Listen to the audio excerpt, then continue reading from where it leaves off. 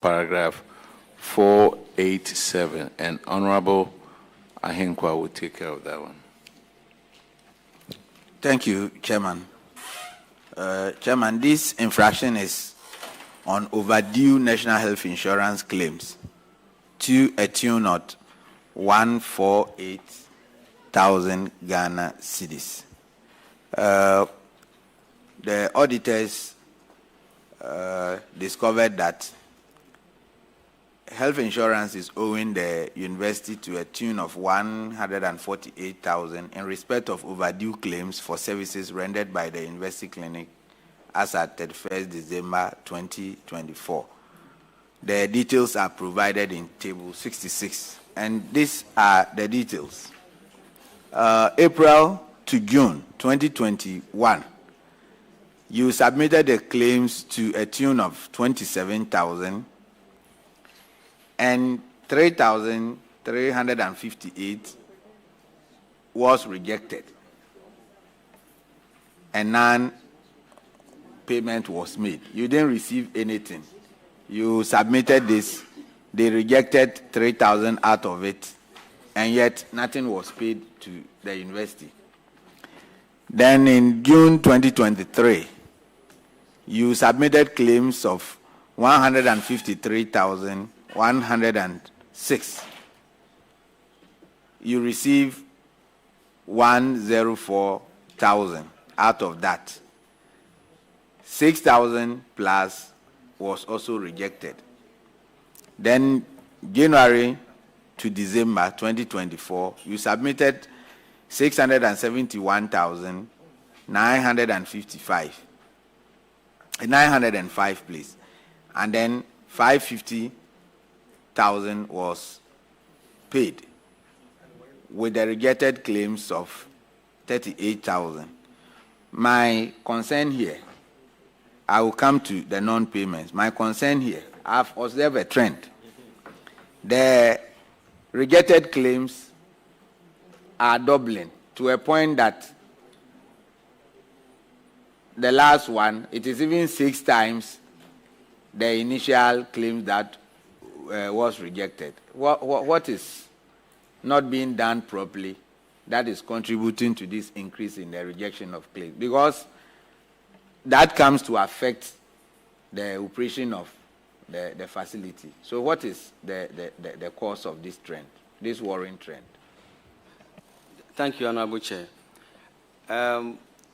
The claims officer who was doing it needed some training, because we also recognize that, I say the claims officer, the person who was working on the claims to National Health Insurance, we realized that there were some gaps. So as we speak now, we have trained him and employed another person to assist him. We also realized that we needed to have a committee which will also vet or quality control whatever we are sending to National Health Insurance. So I can promise you that when these things were done, the rejection rate for 2025 as we speak has gone down. We knew it, we realized it was a gap which needed to be resolved, and we have taken steps to improve on the internal control systems and also improve on the processes that it goes through before we send the bills to National Health Insurance. Because of that, in 2025, the rejection rate has gone down considerably. The next time when you come here, we will see a different trend. Yes, please. Are you assuring the committee? Yes, please. And if otherwise happens, what should we do? Because the good thing is happening, otherwise it will not happen. I hope you are not telling us this to leave you off the hook. Oh, no, please. Are you sure? It's something that management realized, and we have worked on it. And the claims have also jumped. Is it also the inefficiency of your officer, as you said? No, actually, our outpatient numbers have gone up. So we are getting more patients now. The statistics are there to show. That is why the claims have gone up. And that is the more reason why we needed to strengthen those that processes to ensure that we get maximum from health insurance, please. Have an outstanding of 148,000 to claim from the Health Insurance Authority, isn't it? Please, it has been cleared now, and it has been cleared. Yes, please. And okay. I have a bank statement to show that. Auditors.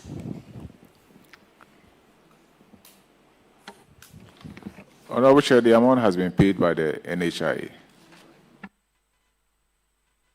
Okay, the next infraction is on paragraph 493, and Honorable Kinney will take care of that. Well, thank you, Chair. Old Technical University, you are welcome. Chair, thank you. You're always on low.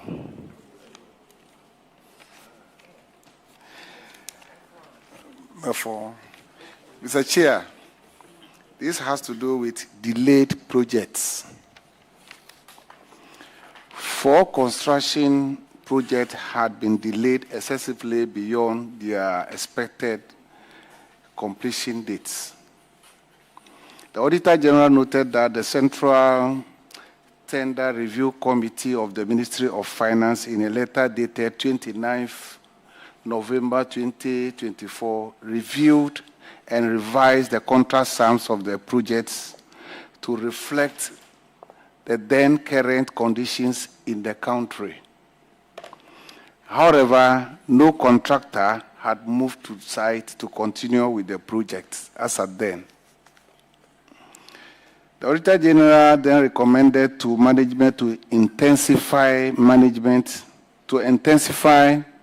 engagement with the contractors to move back to the various sites and resume work on these construction projects. Mr. Chairman, the projects are as follows. Construction of 5-story, 20-unit, 3-bedroom self-contained staff flats.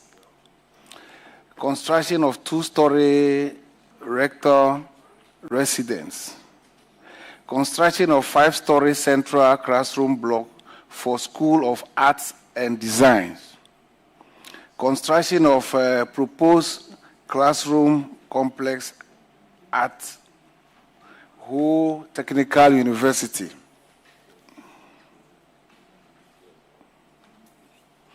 Management also promised that they were going to hold a meeting with the contractors to ensure that they move to site in 2 weeks. I want to know how far you have gone about that project.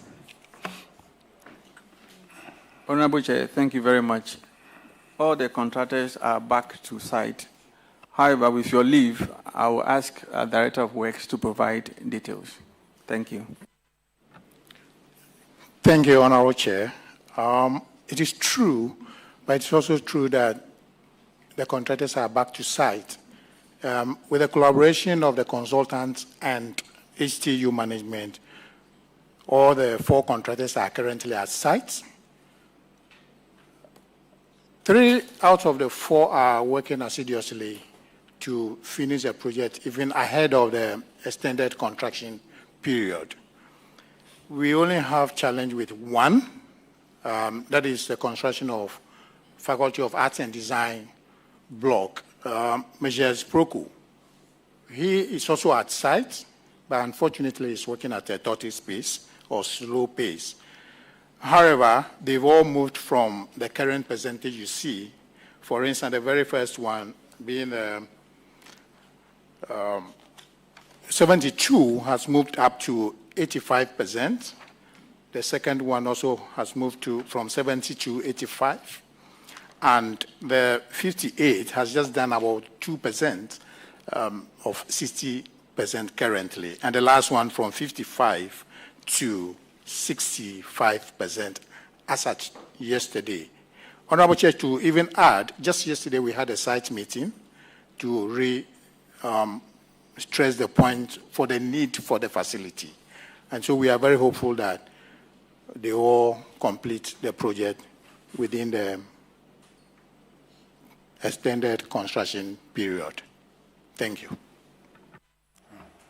What accounts to this delay? All right.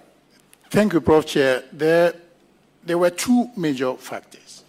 The first had to do with a delay in payment or honoring payment submitted to get funds in early days of the project.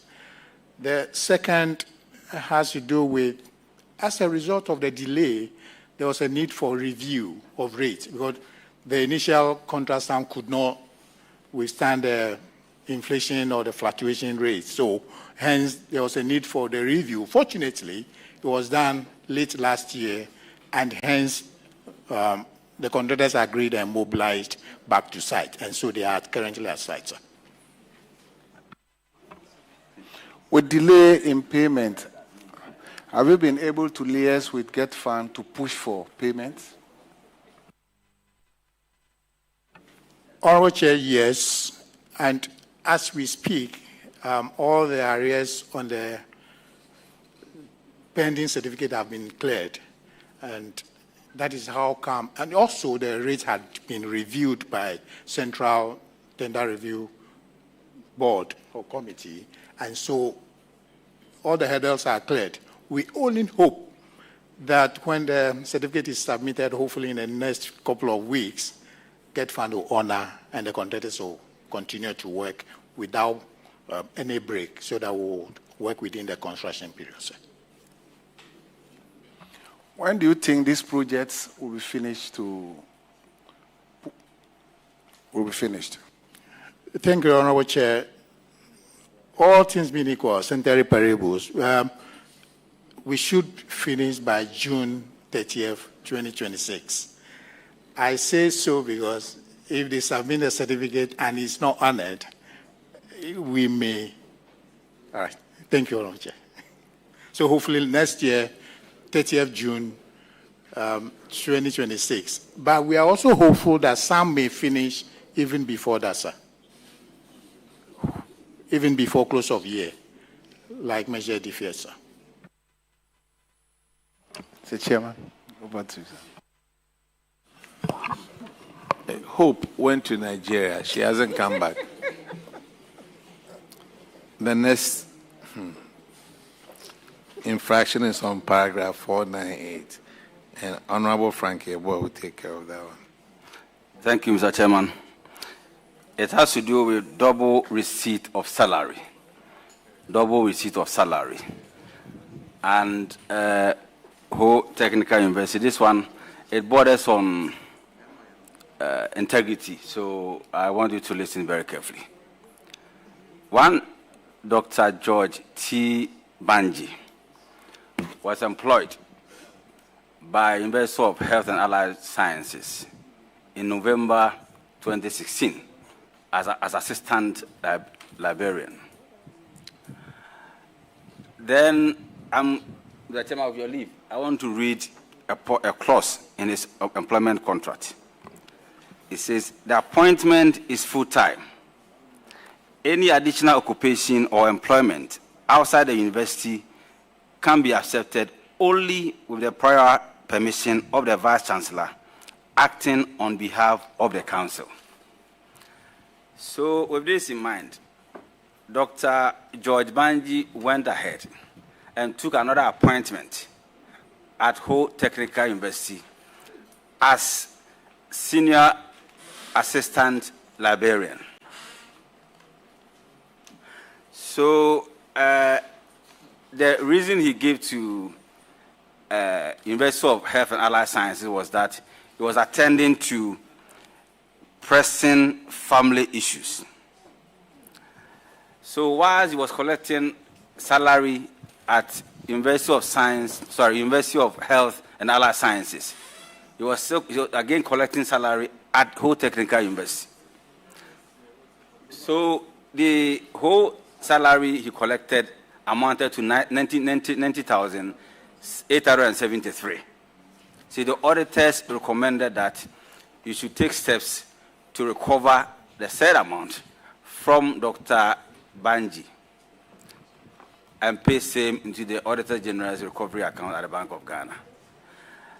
Before I ask you what the current status of the issue, I want you to walk us through what actually happened so that Ghanaians will know what actually happened. Thank you.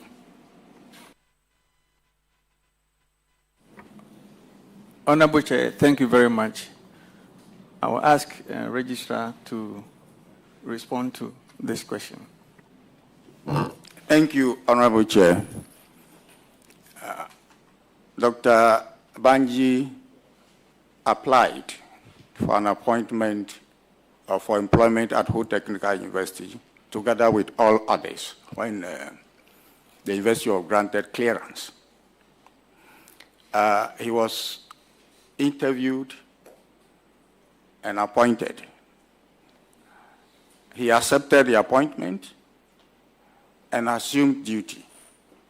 During the interview, what we knew was that he was on leave of absence from the other institution, UHAS, which for us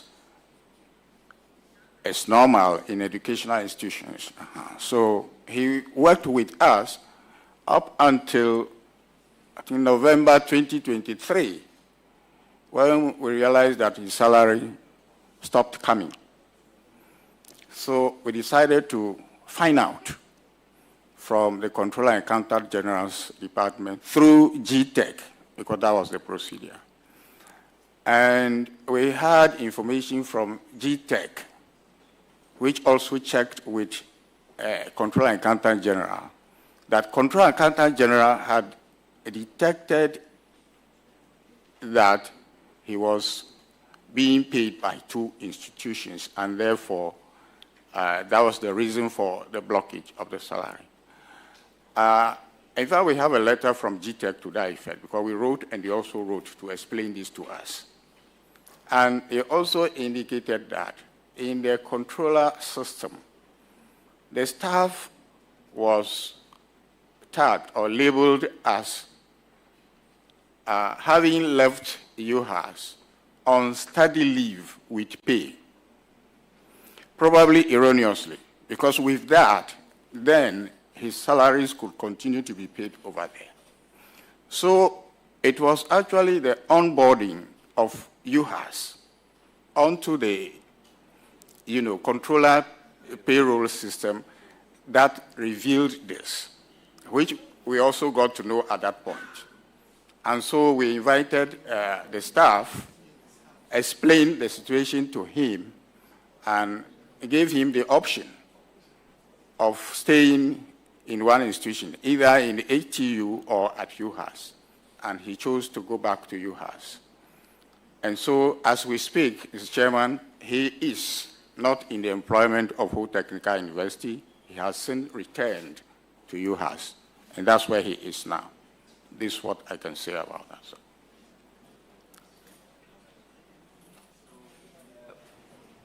Doc or Prof, I don't know whether. So, when you interviewed him, did you do any due diligence in respect of his leave of absence and the conditions attached? Honorable Chair, his appointment came at a time when we had a deadline to meet for the clearances. So what we did for all that batch was to let them go through whilst we do the checks.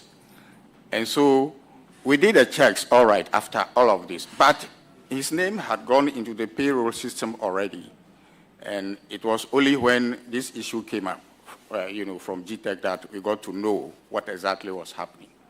Okay, now that you've attempted to explain that no due diligence was done, let me ask you whether or not you'll be able to recover the full amount of 90,873 Ghana cedi from Dr. Banji. Okay. I'll yield to the Director of Finance to give us the details on that. Mr. Chairman, Controller has recovered 5 months from his salary at source. I've furnished the auditors with the his pay slip for April 2025 for further reconciliation. So from the payroll, 5 months of the salaries have been withheld. Thank you. Okay, so auditors, can you confirm, please? Yes, Honorable Chair, we can confirm that 5 months' salary has been deducted as source. Who Technical University, is it the case that have a plan, like a repayment plan in place to collect the remaining amount or what? Honorable Chair, after the reconciliation with the audit service, the external auditors, you write back to him and demand immediate payment of the balance. Thank you. We have no agreement with controller yet in respect of monthly deduction from his salary as source. Honorable Chair, because it's no longer on our payroll or not in our employment, we can only rely on UHAS or he himself to pay the balance. Thank you. And I will yield to your advice. Thank you. It looks like, auditors, it looks like controller is dealing with him, right? Yes, Honorable Chair. And the figure so far deducted is 69,976. Okay, they're very encouraging. So it means controller will take care of him. Okay. Okay, whole technical. I guess that is it for you. You are discharged. Honorable Chair, thank you very much. Let's call Kumasi.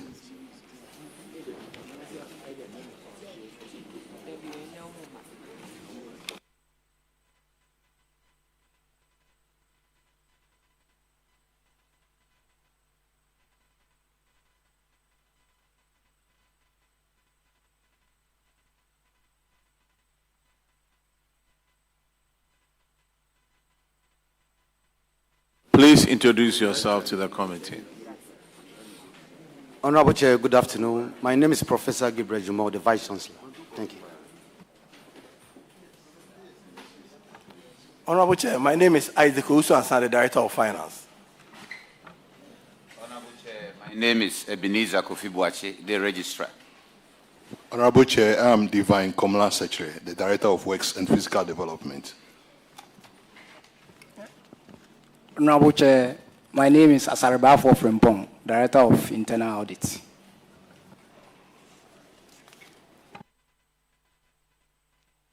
Honorable Abner Seyasara will take you through your financials.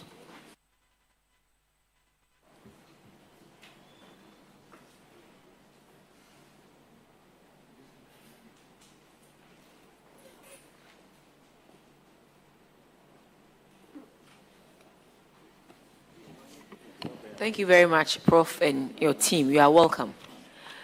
Prof, we noticed that in 2023, there was a huge deficit of 16.6 million Ghana cedis.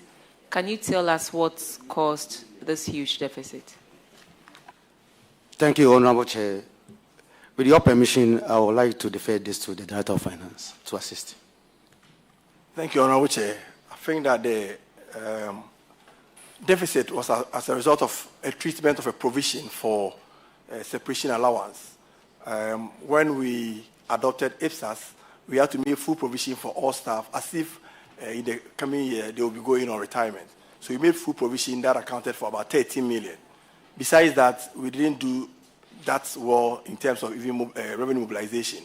And so we also had some impairment of even school fees. So that caused the deficit.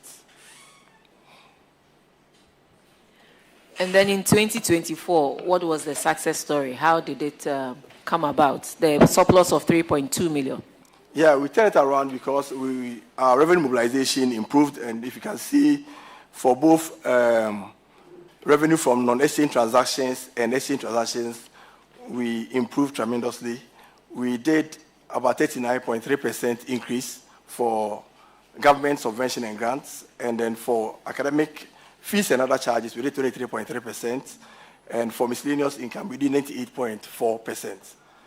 And I think we also were able to contain some of our expenses, and that accounted for the turn of.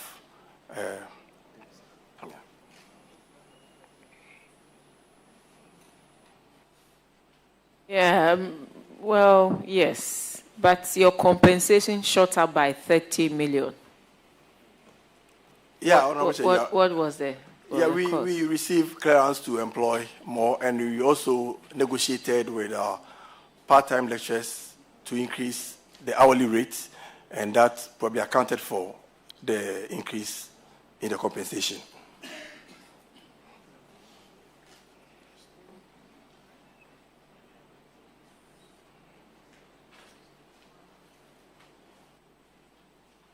I think your financial position also improved.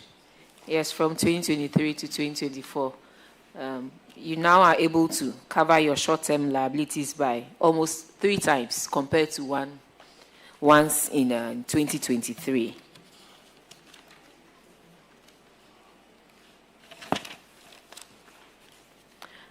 I think beyond that, I don't have any other question. Thank you. But to encourage you to improve upon your IGF, because where you are, I mean, you can make a lot of non-tax revenue. You can come up with interesting programs that will encourage more people to come on board, and you can make more money. So Kumasi is Kumasi. So we want you to work on your IGF and make sure you rake in more revenue in that regard.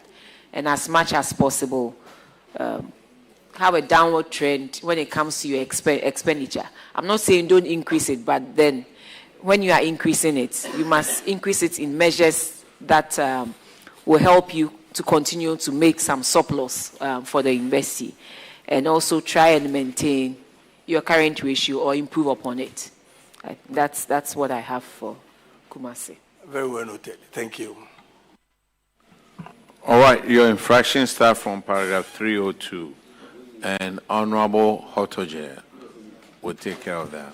Thank you, Mr. Chairman.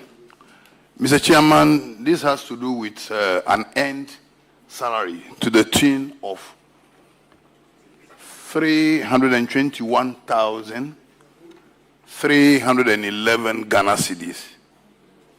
The auditors have realized in your books that one Hamidou Mahmoudou was granted a scholarship by the Scholarship and Staff Development Committee of your university to pursue a 4-year degree program in computer science and technology in Wuhan University in China. One of the conditions attached to this scholarship is that Mr. Hamidou should complete a bond form, and submit same to the Kumasi Technical University before his departure. He never did that. He left. Management traced him to get this thing done. It was never done. But at the end of it all, whilst away, he was able to take a salary. He was able to take salaries and allowances to the tune of 321,311 Ghana cedis, despite the fact that he was away. That was from January 2022 to June 2024. The auditors are recommended that he be made to pay the money in full into the Auditor General's Recoveries account at the Bank of Ghana with account number 1018331 470015. What effort have you made to ensure that he pay that money? Honorable Chair, thank you very much. We have contacted Mahmoud severally to get him paid the money. Since he's not coming up, we have reported the issue to Yoko, and we are liaising with Yoko to get the money paid. But My registrar, Honorable Chair, with your leave, can provide further details on that. Just to let you know, our second deputy speaker is here with us. Yes, thank you. Minister.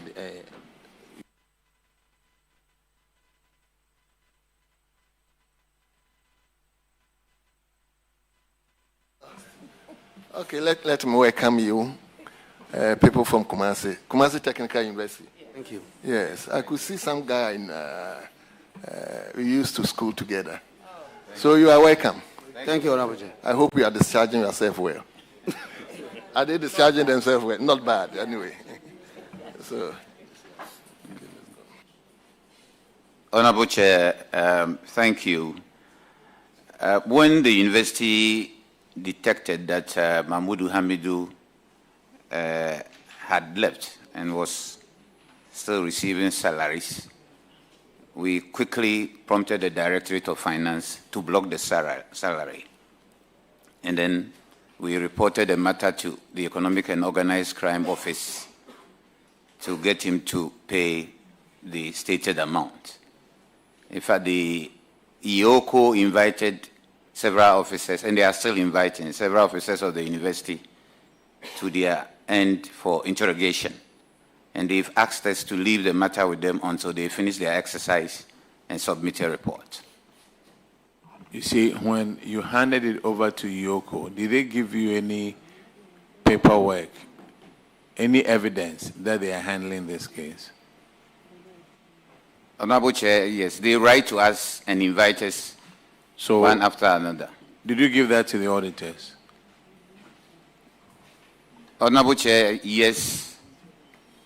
Auditors, could you confirm if you cited anything that EOCO is working on? No. Yes, Honorable Chair. Correspondences between them and EOCO indicate that the matter is with EOCO and EOCO is working on it, but nothing has been recovered so far. But let me find out from management who sanctioned the collection of these salaries, because it must be authenticated by someone. Who did it? Honorable Chair, we have a validation team that works on salaries. In fact, Mahmoud Hamidu's case is quite complex, if I may, Honorable Chair, to give a little background. This is an electrical engineering lecturer, highly skilled practically, and in late 2019, CTVET requested that we second him for him to lead a government project to mentor second cycle TVET institutions whilst with the work on a certain policy. Mahmoud was seconded to CTVET. In fact, he led a Ghana team for world skills competition on 3 occasions, and it was a very positive report, and the university was proud of him. In fact, when his secondment ended, he returned to the university in January 2022. Everybody saw him physically. But 3 months prior to his return, he had applied for PhD sponsorship to pursue the program in China. And the Scholarships and Staff Development Committee approved. So when he returned, the officers in charge of the bonding regime contacted him to complete the bond form before the letter of sponsorship is given him. Actually, the letter of sponsorship was never given him.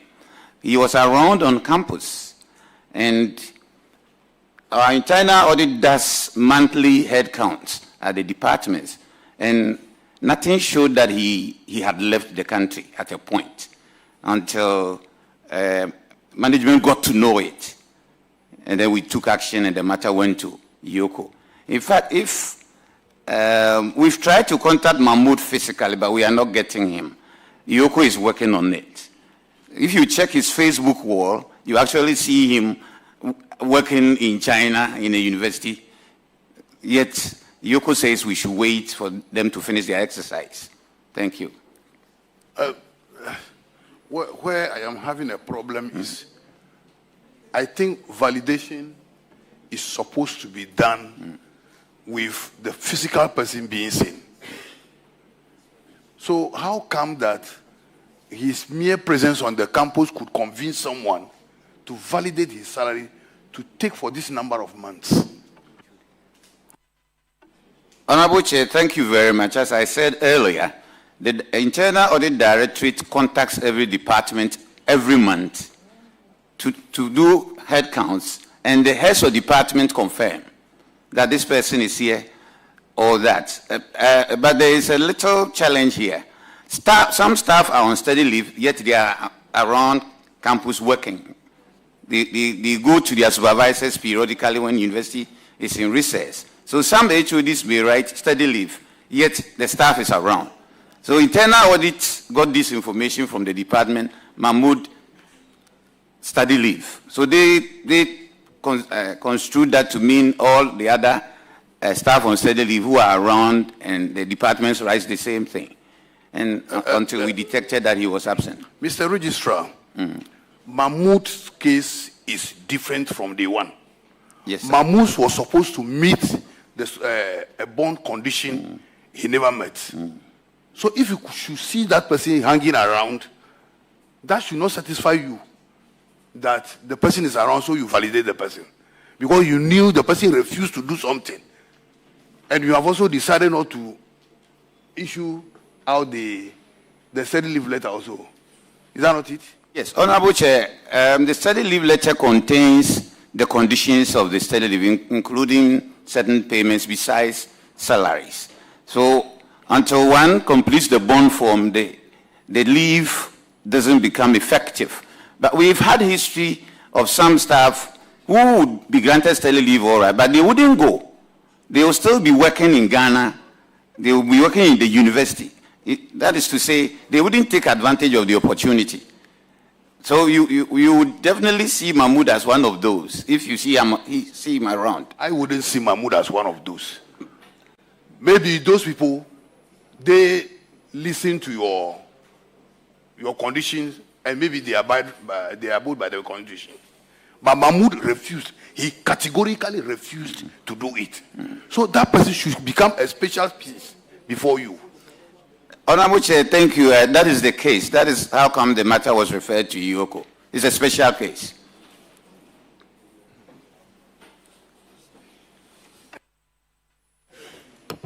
Prof, please. This is, I think, the 6th or the 7th time that we are talking about people not filling the bond form. Is it a complex thing to complete? How is it like? And what are the requirements to help you fulfill? I think the complexity has to do with getting guarantors to guarantee. And guarantors these days are not willing to guarantee for people, knowing that if they are not careful, they may also put them into trouble. So that's the main reason why sometimes we find it very difficult getting people to guarantee for others. So the catch is the guarantors. The guarantors is the problem here. The guarantors are very, very smart. So the amount, what has happened to it, the refund? Honorable Chair, at the moment the issue is IOCO, and IOCO has directed us to, they are saying that we should leave it to them for them to work on it, and then they will get back to us.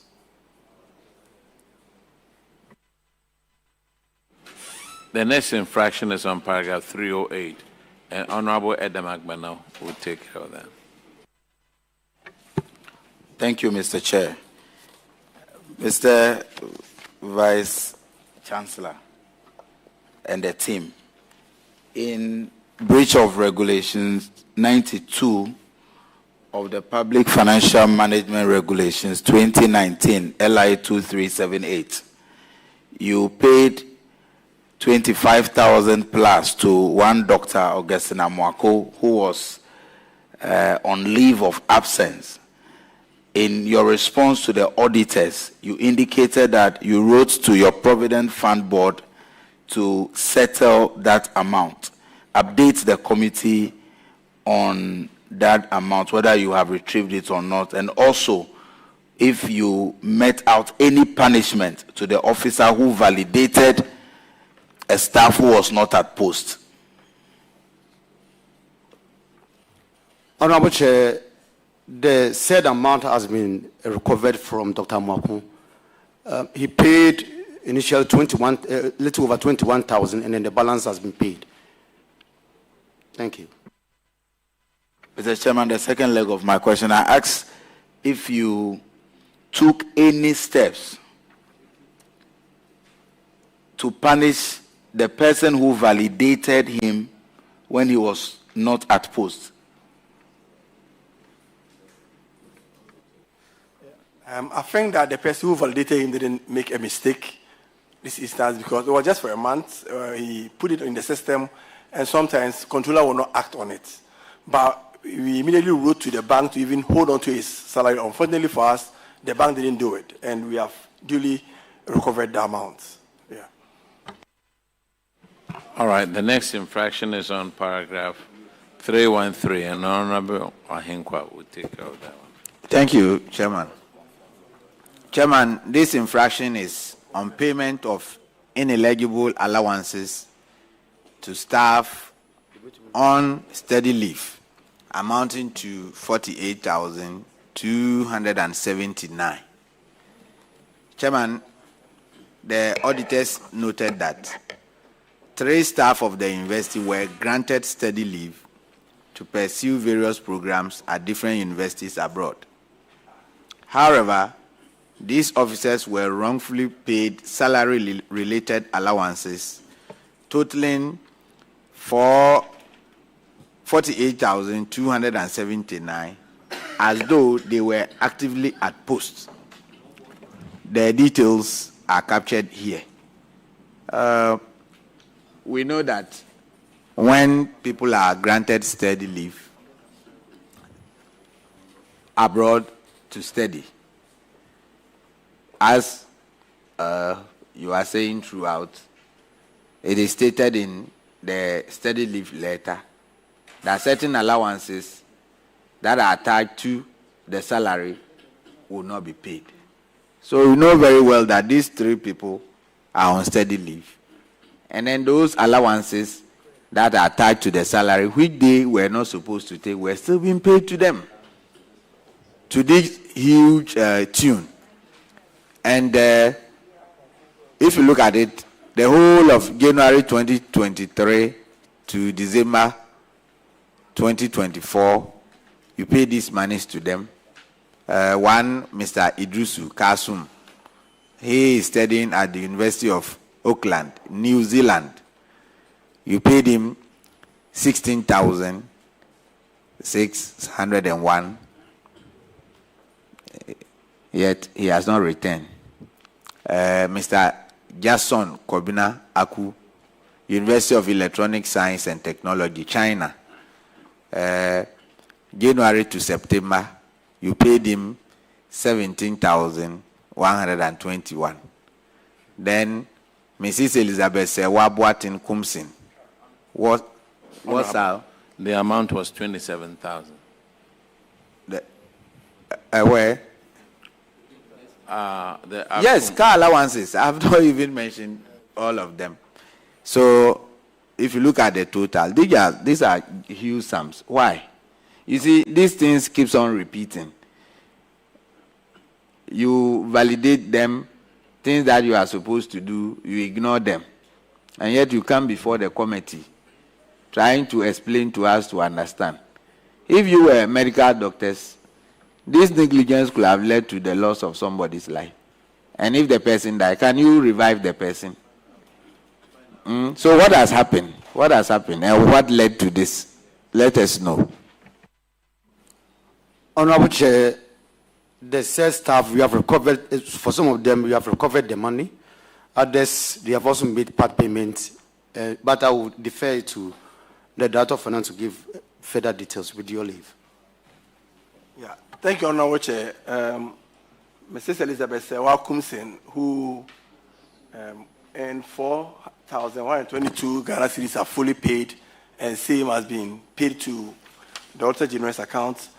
Dr. J.C. Nkwabenaku, 27,556. He's contesting part of the amount because a portion of it was an error on the part of the auditors because we came back from China during the COVID and he couldn't go and he was still here working. So part of the amount they stated was actually earned. I've brought a dossier that I will share with the auditors. But he has refunded 14,728 Ghana cedis, which I'm going to send to the Auditor General. The good thing is that they've been paid their book and research, and I'm holding on to it until this issue is fully resolved. I'm not going to pay, so I'm going to recover all the amount from their book and research. The same applies to Kasim Idrisu. He has returned. He wrote to contest, and I've told him I'm not giving the book and research until I fully resolve the issue with him and report the same to the external auditors. Thank you.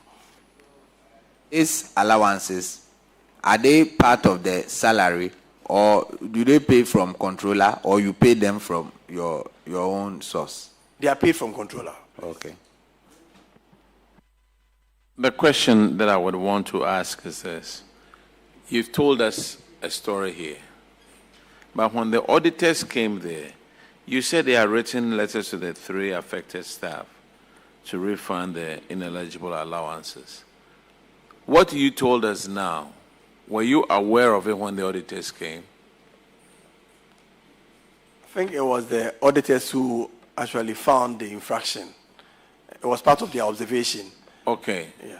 So, did you give that information that you told us that they have refunded? At that time, had they refunded any of these? No. Okay. All right. Let's move on to the next infractions on paragraph 318, and Honorable Paytu will take care of that. Thank you, Chair. The report here indicated that the auditors cited you these negligence of the parcels of land that you do not have titles to it. And it's at a prime area in Kumasi Metropolis. They were saying is in 5 locations. For the avoidance of doubt, I don't want to mention the locations, because if you don't take time, somebody will just go and pick it, and then it will become a battering at the court. But you know what I'm talking about it. And so now you do not have a valid title document to the land. In fact, when they did the estimate, they had over 12 million Ghana cedis. So you were brought here to come and explain why till now those areas that belongs to Kumasi Technical Universities, a total land of 17.78 acres, you've not been able to register them and have a valid title to the land. So you can walk us through. Honorable Chair, thank you very much. For some of them, we have obtained the list that the list is here. We can show to the auditors, and others they are at various stages of obtaining the title or the list. But I will ask my Director of Works to give further and better particulars about that, with your permission. Yeah, Honorable Chair, as the Vice Chancellor has rightly said, since from the time the auditors came till now, we have received the titles to one of the areas, and the others were in several stages of documentation. Some of them, because of the ban on the documentation of state lands by government, they have stalled. We have even gone further paying, we have paid the stamp duties at the Lands Commission, waiting for the leases to be prepared. So we are just waiting to continue the documentation. One, for instance, there's some land that was cited.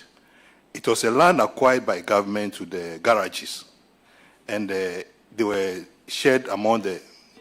Hold on and come in. Yeah. I didn't mention any location. Okay. So I do not expect you to mention location. All right, okay. So they are all on different stages of documentation. We are following up on them.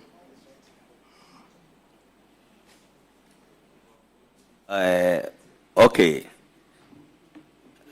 Auditors, can you confirm the one that they've gotten title to it, whether they've shown it to you or they've not? Honorable Chair, like as they indicated, they had a document and they are yet to show them to us. So we'll be pleased to have them to study those documents. Thank you. And my last question will be, having those land in prime area. These days, people use any sophisticated, machines to pick lands from a far distance. Before you realize they register them.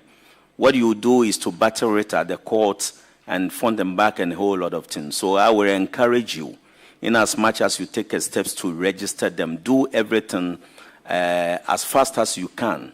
Because these land, especially the one close to your campus area, you must be able to ensure that you register them properly. Then it becomes the bona fide property of the school. So please, Vice Chancellor, make every effort to see to it that these documents are valid acquired. Thank you. Chair. Honorable Chair, well noted. Thank you very much. Just to let you know, there's an elementary school in my constituency. They didn't care about the land. We went on holidays, we came back. Somebody was building a house right in the center of the school park. Right in the center of the school park. Because the land is not registered. They are dilly-dallying. And he too, he bought the land. And he has gone to register it. Montanao, I'll be building on these lands.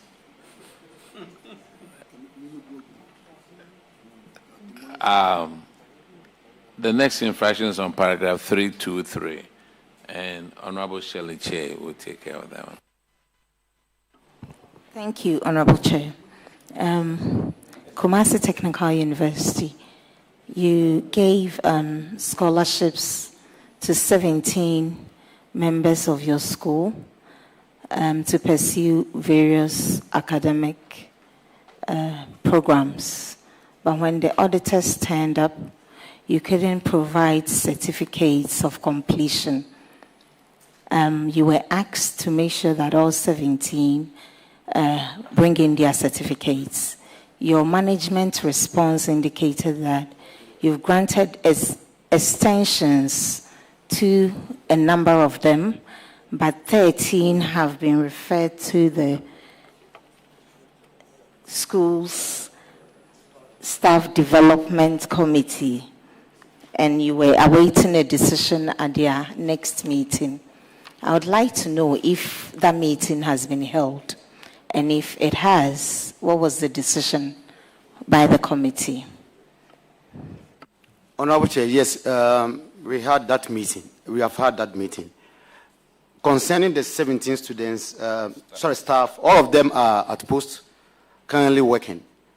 And some of them have submitted their certificates as we speak. Others have also submitted their thesis that they will be graduating very soon. And others are also at various stages of completion. But I will defer this with the leave of the chair for the registrar to give more details on that. Thank you. Thank you very much, Honorable Chair. In fact, the Scholarships Committee met last Tuesday. As statutorily, that committee meets once every semester. So they met on these 17 and considered each staff's issue on its own merit. As my Vice Chancellor said, a couple of them have finished and submitted certificates. A number of them are at various stages of completion. Some of them have done their vivas, awaiting their universities to graduate them. Some of them are waiting to go through the vivas. So the Scholarships Committee gave each individual extension up to a certain point to either show proof of completion or submit certificates. That is where we are now. But they are all at post working at the university. Okay, please, can we have a breakdown? Because some others are that. Can we have numbers? Maybe 5 have been given extension. Maybe just put numbers to what you are talking about, please. Honorable Chair, one has completed and submitted a certificate, 2 others have completed and are waiting to graduate to bring their certificates. 2 of them have submitted their thesis and are awaiting viva voces with their universities. And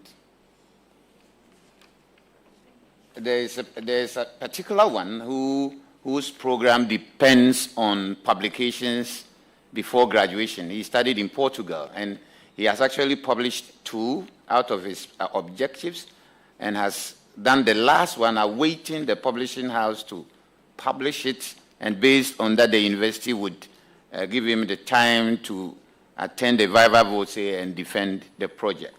So the others have had extensions up to, it's generally up to June 2026 to complete and or submit certificates. That means 6 out of 18 are waiting. 1 has completed. The other 5 are waiting. 1 is awaiting publishing. So, I mean 6, you mentioned 6. So the remaining are all, what, they've been granted extension? Yes, please. Okay. By the Scholarships Committee. Please, have you informed the auditors about this? Honorable Chair, we submitted the document today based on the Scholarships Committee's decision on each individual, and the auditors would have it. Auditors, can you please confirm if you've been notified? Honorable Chair, yes, they submitted it to us just today. We got it today.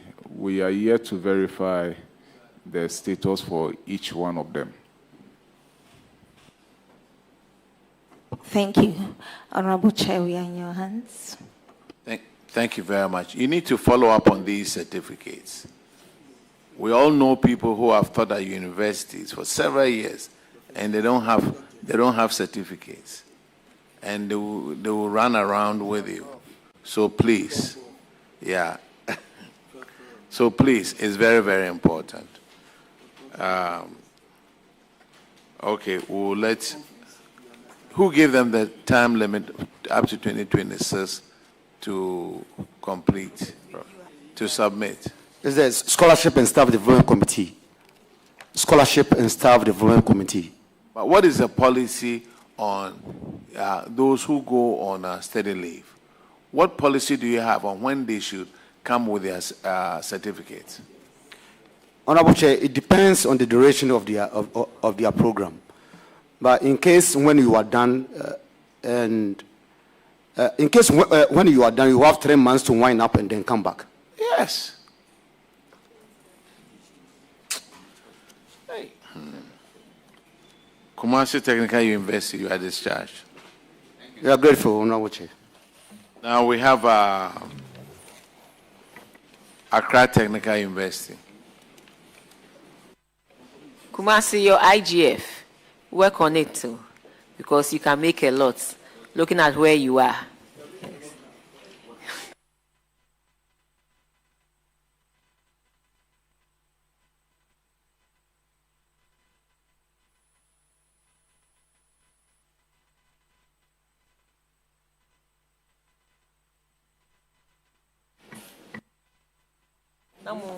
Please introduce yourself to the committee. Honorable Chairman, thank you. My name is Professor Amevi Akapovi. I'm currently the acting Vice Chancellor of Accra Technical University. Thank you. Honorable Chairman, my name is Eric Afuakwa, the Deputy Director of Finance. Honorable Chair, my name is Linda Tomiti, Deputy Registrar, acting for the Registrar. Thank you. All right, we'll go through your financials with Honorable Kwesi Kunedo. Chairman, thank you very much. Welcome, sir. Let's first look at this expenditure line item. That will be the compensation of employees. Both the government subvention and grants and your own expenditure in terms of employees are increasing. What is accounting for that, especially the one with the expenditure line item from 96 million to 121 million? What is accounting for that? Thank you, Honorable. With your permission, I will defer this to the Deputy Director of Finance to help us. Thank you, Honorable Chair. This is mainly because of increase in government compensation, the annual increment, and then also the recruitment of part-time or adjoint lecturers to come and assist because we don't have plans to recruit more staff. Oh, okay. Social benefit. Am I to believe that your social benefit is also reflective of what the other university told us? That you are giving more scholarship to individuals to study in the universities? Yes, that's right. We are doing the same thing. You're also doing the same thing? Yes. Okay. And your other incomes, what are your other incomes composed of? You are increasing that one also? A minute.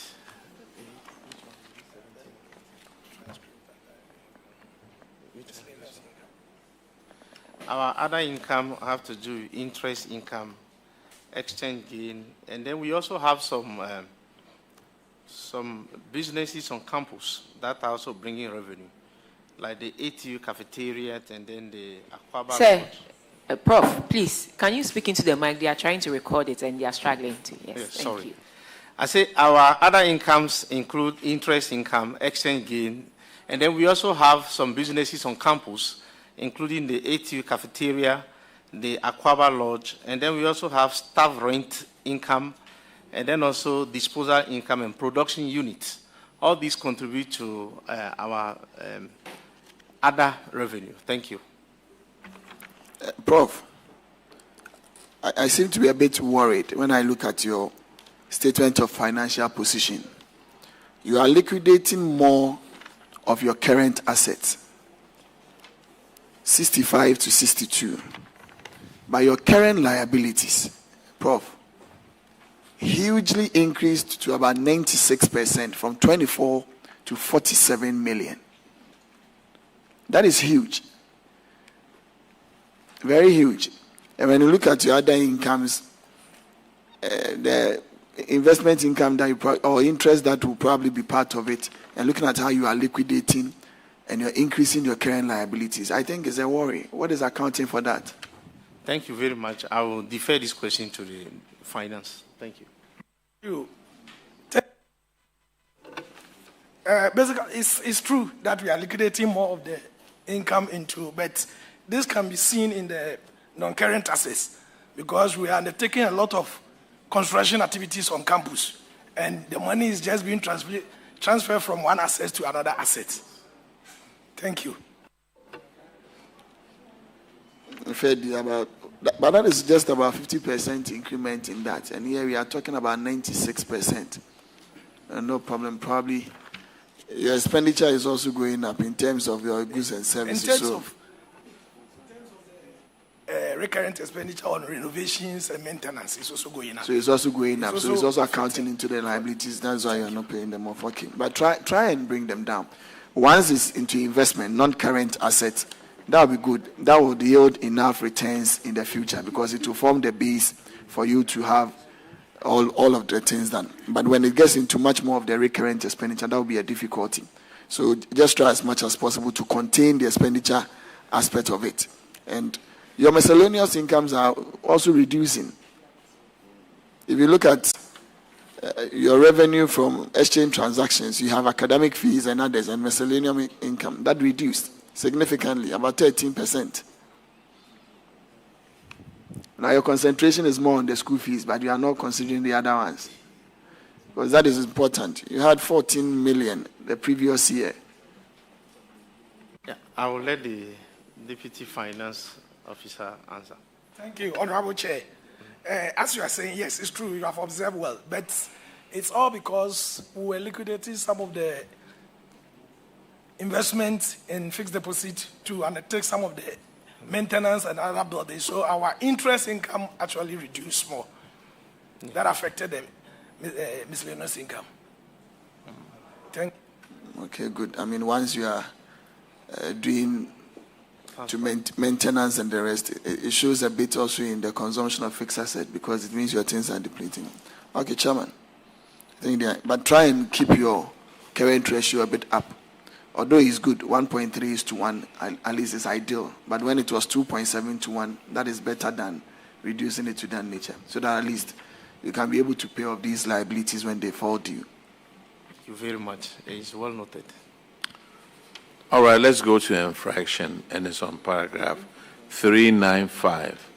And Honorable Hotoje will take us through that one. Thank you, Mr. Chairman. Mr. Chairman, this has to do with an end salary to the tune of 33,576.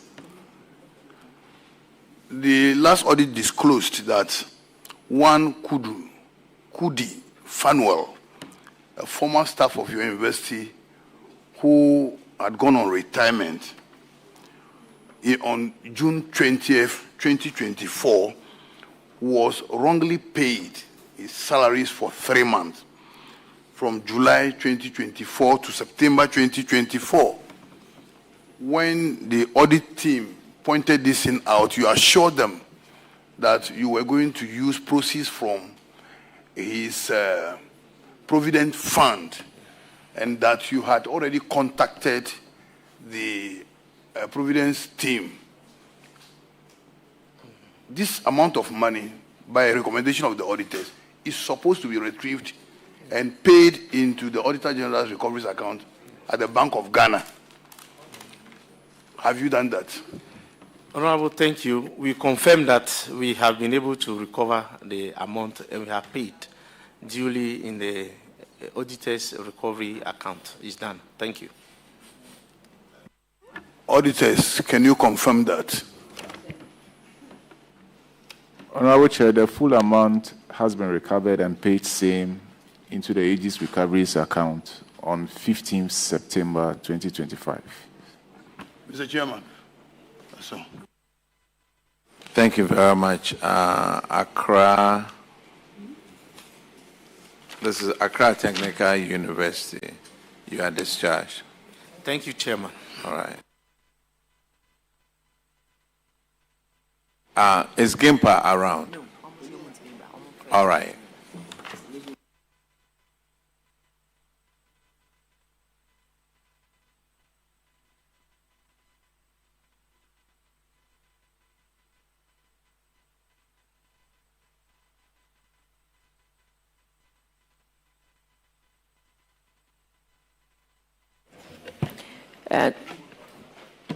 This brings us to the end of today's proceedings, and we want to thank all the investees and the normal investees and the technical investees that are turning upon us today. And we want to announce that tomorrow, Friday, will be our last sitting day for this session, and we will be meeting the Ministry of Education in respect of the consideration on the provision and maintenance of toilet facilities in public schools. We'll also be meeting the Ministry of Local Government, Chieftaincy and Religious Affairs in respect of this same report. We'll also be considering a part of the public boards, corporations and other statutory institutions for the period ended 31st December 2024 on Ghana News Agency, Graphic Communications Group, GPAC, and all of these boards, public institutions are under Ministry of Government Communications. We'll also be meeting the Ministry of Finance, the Bank of Ghana on the Petroleum Revenue Fund. The Petroleum, yes. Revenue Fund. We'll also be meeting the Public Interest and Accountability Committee and the Petroleum Revenue Fund Secretariat. And this has to do with the audit on that. We also have a consideration on the Auditor General's report on Get Fund, on scholarships. And so we'll have Get Fund meeting with us tomorrow. And finally, the Ministry of Finance will come with the Social Security and National Insurance Trust. So tomorrow, all things being equal, these are the people we are hoping to meet. Thank you so much. to our technical people out there, to our auditors, members, the media, and everybody. We are grateful to you for your service. Thank you.